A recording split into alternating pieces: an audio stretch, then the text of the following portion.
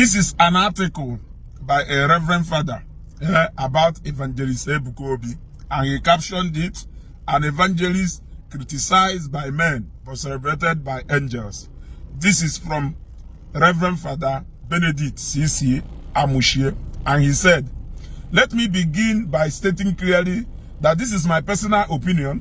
I do not write on behalf of any church, denomination, or individual. I write as myself, guided by conscience and observation." And he further said, "Evangelist Ebuka Obi of the Zion Prayer Movement Outreach is today one of the most talked about religious figures in Nigeria and beyond. Though not formally schooled in the corridors of academia, as his grammar sometimes portrays, he carries a grace that cannot be ignored. Reverend Father Ebuka once described him as the John the Baptist of this generation. Yet this same Ebuka Obi is a lightning rod for criticism. Christians, priests, and pastors alike have raised questions. His boldness in discussing Alamala,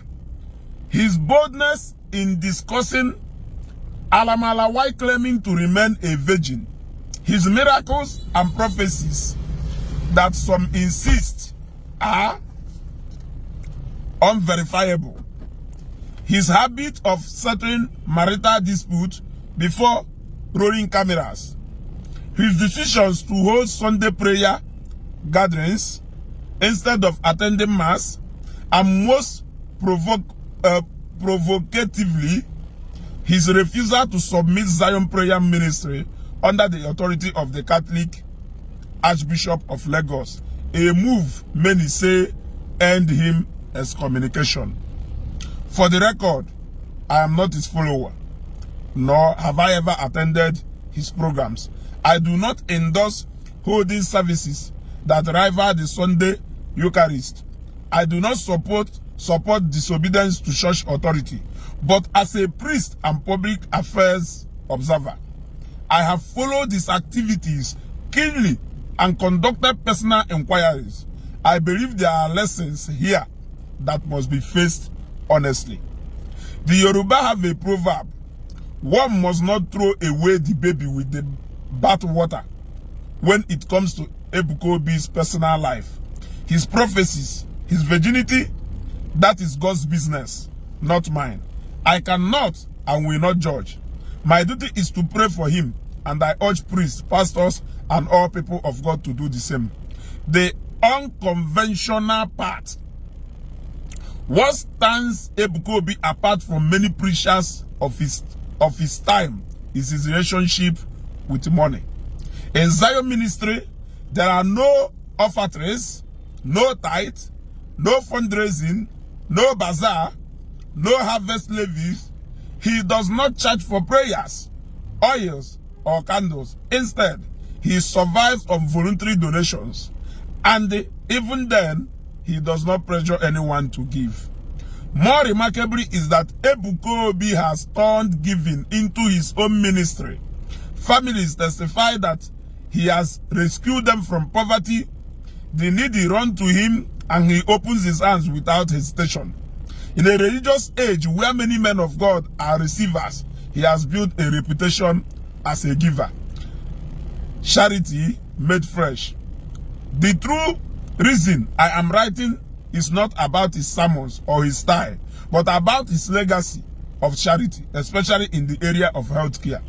A few years ago, he announced his intention to relocate Zion Ministry to the east and to build free hospitals in every Igbo state, including Igbo part of Delta and Rivers. True to his word, after moving to Ngobala, local government area of Imo State, he quickly built and launched Seraphic Hospital along Port Harcourt Road. The hospital is meant for free medical treatment and was commissioned by Governor Hope Uzodinma. Only 2 weeks ago, he unveiled another project, a free psychiatric hospital and old people's home in Anambra State, commissioned by Governor Charles Soludo. These are not empty promises, but concrete realities. His actions embody what the Apostle James described as faith that works through love. Frankly, Ebuka Obi has achieved what both government and many churches have failed to provide. Accessible health care, for the poor, compassion for the elderly, and dignity for the mentally ill. This is patriotism and Christianity in action. The silence of the church and the media. Another paragraph. Two things that shocked me to my bone marrow are: first, the silence of the media. A man build, equip, and donate a free psychiatric hospital and old people's home, and not a whisper. Bloggers who rush to amplify his controversies somehow found no voice here. Could it be that some were reduced to look away? Must the world only hear of his fault, never his triumphs?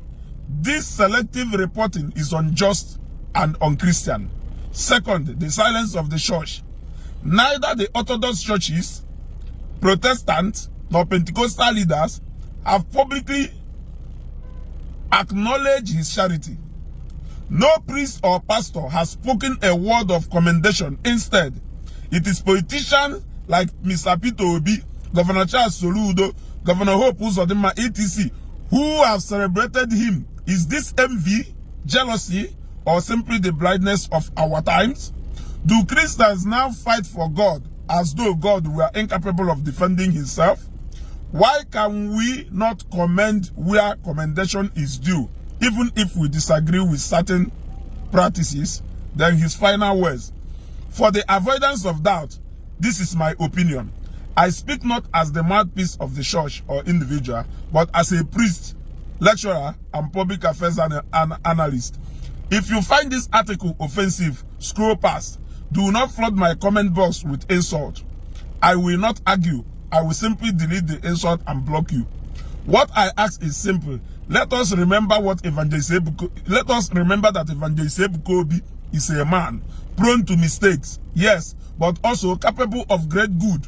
Let us pray for him where he falters and commend him where he excels. This, I believe, is the will of God. For a man who treats the poor, the needy, and the mentally deranged with much compassion may be criticized and vilified by men here on earth, but in heaven, God and his angels celebrate him. Shalom. Reverend Father Ben Amushie, clergy, lecturer, and public affairs analyst. Share this video.